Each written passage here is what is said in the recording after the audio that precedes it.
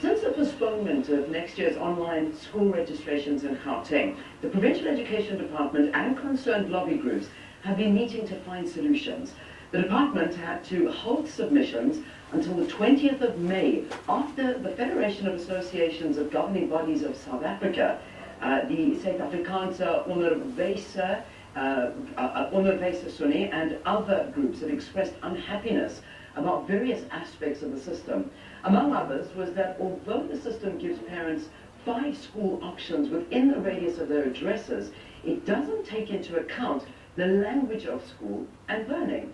So to discuss this further, let me introduce my guests to you. Firstly, Rian van der Berg, Manager for FEDSA's Technology Centre, Chris Klopper, who's the CEO of the Teachers Union Suid-Afrikaanse Onderwysers, as well as Nsiki Nsimango, the Childhood Education Lecturer at the University of the Witwatersrand. All right, good to have all of you here. Thanks so much for being our guests. Thank you. Wonderful. So, at the centre of, there was a mention of court cases earlier in the week to oppose the system. Where do you currently stand with the department? Let's get that first. Shall I go? Please do. We approached the department about a week or so ago in connection with the problems that was showing on the system. When we tested the system didn't reflect what the regulations required in a sense of admissions options for parents and placement options for parents. So that was the trigger event of the postponement. Where we stand now is we've tested the system, and we are fairly happy to report that the system now gives options to parents. There is a data field to reflect the preferred language of learning and teaching for the learner. It doesn't necessarily reflect only the schools that offer those language offerings in language of learning and teaching or curriculum-wise, but we're happy that there are not enough options for parents to go ahead with the admissions process. So we've given the go-ahead with the department that we could go live on Monday morning, and then we'll monitor the situation from there onwards, and in the placement phase we'll see what we're going to do about the language offering if there is a difficulty. Yeah. All right. Let's, Chris, let me bring you into the conversation. What were your major concerns here? Our major concern was the fact that the regulations, that the online system and the feeder zones were not reconcilable with each other, and together with that is the fact that there wasn't actually a choice. And if you speak about a democratic South Africa, there's always the question of freedom of choice. And from what we have learned now is that those problems have been rectified, and it will be possible to actually for parents to make a choice with regards to the schools that they would like. Well, how did this all happen in the first place, though? I mean, surely this should have been taken into account before this whole online application issue went ahead. I mean, maybe let's. This year's whole debacle started off with the demarcation of feeder zones. There was a constitutional court case in 2016 that instructed the MEC for Education to demarcate a specific feeder zone for each school. The complexity in Gauteng is that there are various language offerings and there are various schools in close proximity to each other, and these feeder zones started overlapping. When the system's first run went live, the system only reflected the closest school to the address of the parent and didn't give you the option of choosing all schools to whose feeder zone you belong to, and that is where the whole thing got triggered. We're not against technology. In fact, we embrace technology. We think it's better for parents not to queue in front of a school for a long time. But then the choice, as mentioned, should be given, and there's a legal framework within which education takes place. So the legal framework gives rise to the Constitution, gives parents a right to choose education in one of the official languages in the country. So that it's more about quality education and mother tongue education than about any other issue in this case. But then there's a practical sense of managing that up and how that plays out in the technology and then in the placement phase. Yeah. And Nsiki, let's get your views on what's happening. Okay, and I think from an academic perspective, it's important to consider learners' home language, because that plays a critical role in mother tongue teaching. Yeah. You know, especially in the primary school where we are advocating in the current education policy, the CAPS policy which is in place, that learners should be taught in their mother tongue. And I think part of the concerns raised from this is that in many of these feeder schools, they may not necessarily accommodate the learner's home language at the school. So, and from an academic sense, we find that literature suggests that it's important for learners to be taught, especially in the primary school, in their home language. Obviously, the language is one concern. The department has said that there are other concerns as well. From your side, was the language concern the biggest concern, or were there other things that you were worried about? No, there were other things that we were also concerned about. First of all was the question of there wasn't the principle of choice. The question was that whenever parents choose a school, they look at certain issues. They look, for example, at the curriculum offering of a school. They look, for example, at the question, is there a school hostel? Is not? The question of grade R's, will a grade R be able to enroll at a particular primary school where that particular grade R class is? And then, of course, the question, as I mentioned with curriculum, there are many focus schools. And those focus schools also need to be addressed. We accept the fact that there is imperfection on this side of the grade. But if you look at what has been attained now, and if you compare it to what was a week ago, there's a vast difference. And we think that if you look at that, it obviates the need for further litigation at this particular moment in time. Many of our members have attempted to test the system. They haven't been able to test the system. But the feedback that we get so far is that the IT is working and that there is a better reconcilability between the regulations, the feeder zones, and the online system. Yeah, so the reality is now, after it was postponed, it was going to go ahead, all learners, grade 1 to grade 8, could apply online. It was stopped. Now, as we're hearing, everything is sorted, and it's happening again on Monday. Correct. So the system will go live again on Monday, and parents will be able to start registering into schools. And all of these niggles have been sorted out. That's the assurance that you're giving them. Yeah, there's a far greater choice for parents, and the logic in the system works as we interpret the admission regulations, as well as takes into account the feeder zones that were promulgated. So we're happy to say, and we're encouraging parents to go have a look at the website. It's not available for testing now, but there's a how-to video tutorial, there's a step-by-step guide, so that they give themselves the best chance of getting into the system and applying as soon as possible. One of the other issues in Gauteng is the narrative of oversubscribed schools. So there's this choice, and there's quality education, and people voting with their feet, all wanting to get to a good school. But yeah, the difficulty is we've got too many people in areas where there are too few schools. So if you have 800 people applying at a school that only has 150 seats, there has to be some sort of discrimination, fairly though, but to get the best 150 in there. And that's, at this point in time, there's a ranking order, home address first, and then there's the time of application. So we're encouraging parents, please make sure that you are a good IT user by Monday morning so that you know how the system works by viewing the videos. So that's what's happening. I want to delve on language in South Africa for a little bit, and our education system specifically. Does the education system prioritize mother tongue instruction? I think our education system does prioritize mother tongue instruction. I'll give a few examples. In our current CAPS policy document, mother tongue instruction is allocated about 7 to 8 hours per week as compared to a first additional language, which would be accommodated 3 to 4 hours a week. So in terms of the instructional time in the classroom, the home language is given preference. And I think what is important to also clarify is that there is a difference between a learner's home language and the school's language of teaching and learning. We're finding that there are learners who come into the school with a specific home language, and they end up in schools where they are not necessarily taught in their home language. And when we come to mother tongue instruction, we are talking about teaching the learner in their home language in all their respective subjects except in English. So it's important for parents to make informed decisions that if I'm taking my child to a school that advocates a particular or offers a particular language as a mother tongue, as a language of teaching and learning, that I'm aware as a parent that my child will be taught in that language in all the subject areas. Whereas if I take the child to a school where the language of teaching and learning perhaps is, for example, English, but they offer an African language, isiZulu, at a home language level. So often we find that parents might not necessarily be informed about the distinction between the two. And you find you find a lot of parents taking learners to school and saying that I didn't want my child to learn every subject in isiZulu, but I want them to learn English. Or I wanted my child to learn in English, English being the language of teaching and learning, but I also want them to learn their home language from home. So I think with the feeder, the school placement systems, it's important for parents to also consider that fact as well.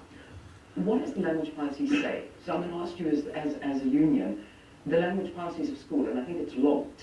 If that's the school. Yes, the language of learning and teaching. That's what the acronym means. What does it say? What does it say? Well, first of all, the SA Schools Act and the National Education Policy Act entitles the school governing body to determine the language of learning and teaching at that particular school, but also the curriculum, and that's where my colleagues' point is coming into consideration, and that is the first additional language is also an extremely important issue.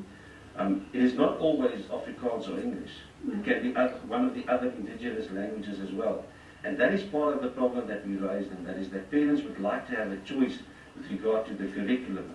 And the curriculum is the first additional language that's extremely important. And the point needs to be made, and my colleague has made that particular point, is that it's universally acknowledged that mother tongue language is the best language to assimilate knowledge. We all know that English is the language of aspiration, but it's not always the best language for learners to assimilate the knowledge that you'd like to convey. Certainly, and I mean, and that's the reality. So the question now remains, and I again want to get more of an understanding from you.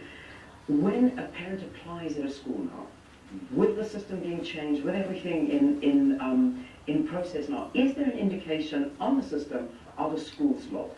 No, there is not. Still not. There is not. But there is a indication of what the parent's preference is.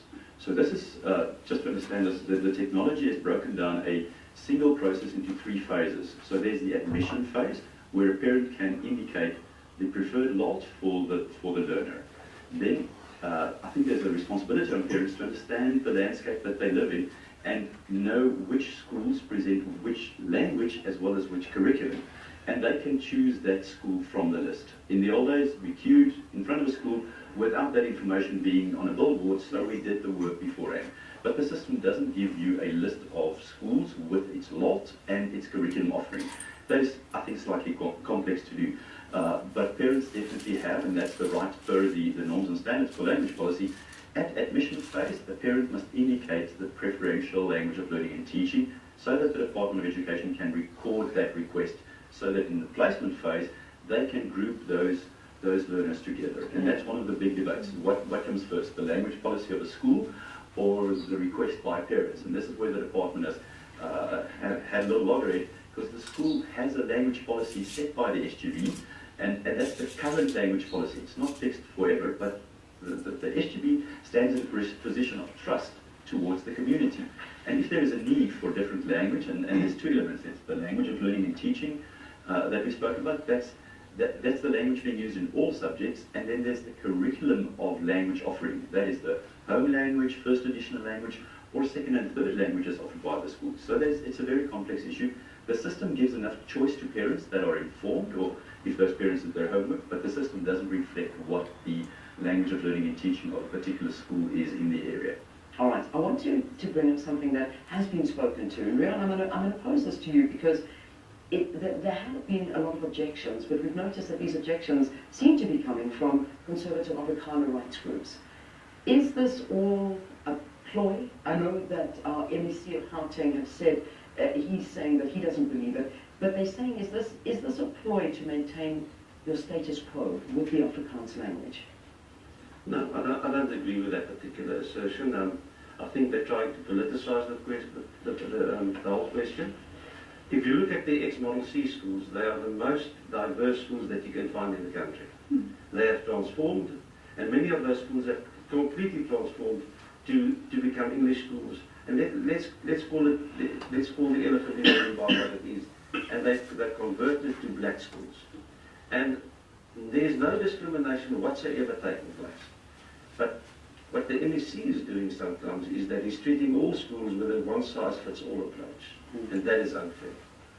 It's also part of the stereotyping of Afrikaans communities, and that's also unfair. I come from the Afrikaans community and I represent many of those schools. And the reality is that they have transformed, they've accepted the new South Africa, they make a wonderful contribution.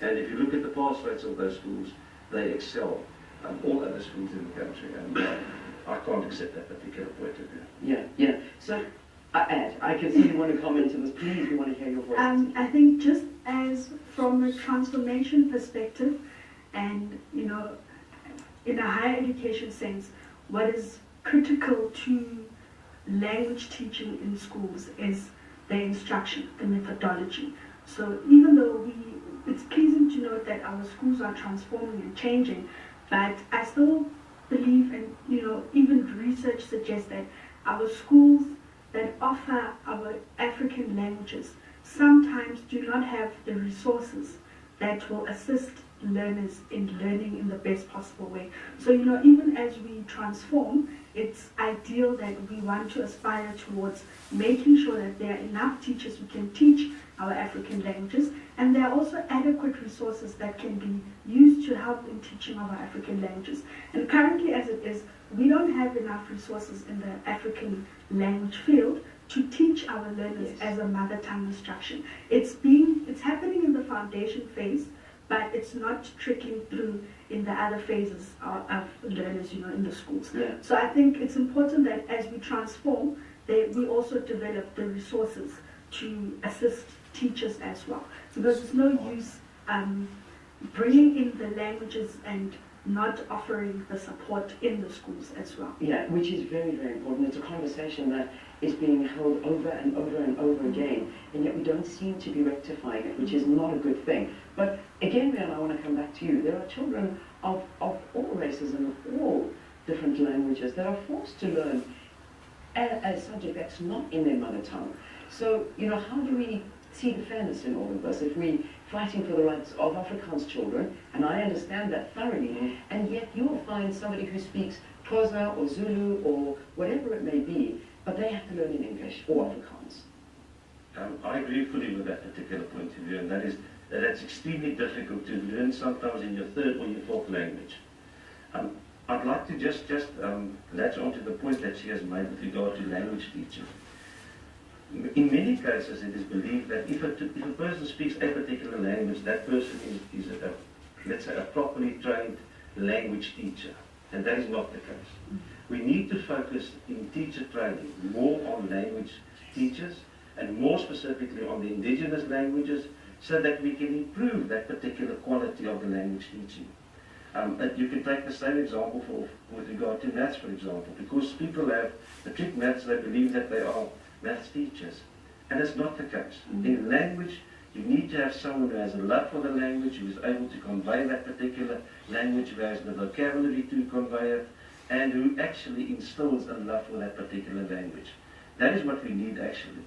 But to come back to your point, it's unfair to those learners if they do not have properly trained teachers in their particular language, and it's something that needs to be addressed in terms of language policy, it needs to be addressed in terms of teacher training, and of course in terms of let's say, just a political will to instill that in all people. Okay, so Monday morning riots, people go online. Talk us through, I know that there's a video, everything is there online to educate parents of how it works and everything. And is there still the choice of 5 schools, and is it all in your feeder zone? Is that how it's going to work? No, the system is broken down into various elements. The strongest category for application would be your home language. The system limits you to a maximum of 5 applications, but it gives you all the schools in your area. In your area. So if your address falls within 5, 6 or 7 schools, feeder zones, all 7 of those schools would be reflected, and you can choose 5 of those, not all at the same time, but on a one-on-one basis. There are other categories to use as well, that is making provision for going to the same school as siblings that are already enrolled in a school. So that's the second strongest category. Then work address within a school's feeder zone. And then there is the 30-kilometer radius, that's kind of the application zone for all schools in the province. You can apply if you're within 30 kilometers of a school, even if you fall outside of the demarcated feeder zone, but you are on a lower priority list. And then anyone in the province can apply to any school in the province, but you get a very lower ranking waiting list priority number. So parents can use home address, which is the strongest, and any of the 4 other categories. Go on, register as a parent, register their learners, link the learner to the parent profile, and then start applying for a school. We encourage parents to do more than one application, because the pressure schools might not have room for your school, even for your learner, even if you applied early. So make sure you have more than 2 or 3 or 4 applications in the system. By placement phase, you might find that you were too low on the list because you applied too late, and you would have to go to your second choice of school. Okay, I want to turn to Twitter and just ask 1 or 2 questions coming from here. Theodora Manjel saying, this whole debate overlooks the greater problem. Children going to school. There are schools that are only one language, and now the kids in that community are at a disadvantage, and when they go to another English school, they can't get taken. And yes, it is all about mother tongue. And this is a big problem that we're facing right now. My biggest regret is we don't have the Department of Education that's represented here, because I feel that there's a massive voice missing in this conversation. And we need to get the answers from them, because this is a big problem. From an academic's perspective, surely this is a problem. This is what we're fighting for right now. Yes, definitely. And I think just one thing to also clarify is that, you know, in the teaching sense, we can argue for mother tongue, home language, first additional language, but the crux of the matter is the teaching of language in South Africa needs to improve, because we find that a lot of the learners, even those who are home language speakers of a particular language, will still struggle and not read and write properly like they should, despite the fact that they are home language speakers of a language. So I think the most important issue here is the actual teaching. How are we also teaching those languages? And parents need to also consider the quality of teaching. My colleague here on the site mentioned that you know, we need to look at the instructional approach as well in our schools. You know, parents want to go to a school that teaches well, despite the fact that it might not offer the language of the learner's home language, but they also want schools that teach well and have a proven track record that my child will definitely excel in this type of environment. Yeah. So it's also important to consider teaching aspects as well when we talk about language, and not just I'm taking my child to this particular school because they offer the language, but the teaching is of a poor quality. So here's a final tweet I want to look at, which is quite important, and then I'll put this to you. Home language is not properly prioritized at some schools, and this needs to change. Why is it that at some schools, they make Afrikaans one of the compulsory languages, and if a kid doesn't pass Afrikaans, they fail. Some parents don't know Afrikaans, and they don't want their children to learn Afrikaans. What do you respond to that? My response to that is the parents of a particular school, they determine the language policy, they determine the curriculum. And if there's a need in that particular community to change, for example, the first additional language, which we used to call the second language in the previous dispensation, then the school governing body has all the authority in the world to change that particular approach. And they can then use any other language as the first additional language. So it's a democratic institution, the school. The school governing body represent the teachers, and they represent the needs of that particular community. And as we all know, a community is an evolving issue that goes through for certain phases. And in all probability, that particular school that is mentioned there, in a year or two's time, they will change their language policy if there's a new school governing body. All right, we have to leave it there for this morning, but we thank you for your conversation and your input into this, and I do hope that we can get the Department of Education here and to talk in general about mother tongue language and languages that are being offered in schools. So let me thank my guests for being with us here on the program. We've got Chris Dropper, who's, Kristen Joy. I'm busy calling you Rian. So, Chris, thank you very much for being with us here on the program. We've also got Rian van der Berg, and we've also got Nsiki Msimanga. Thank you very much for being with us here on the program. All right, we take a break. Then, of course, we've got the news at 8 p.m. Stay tuned.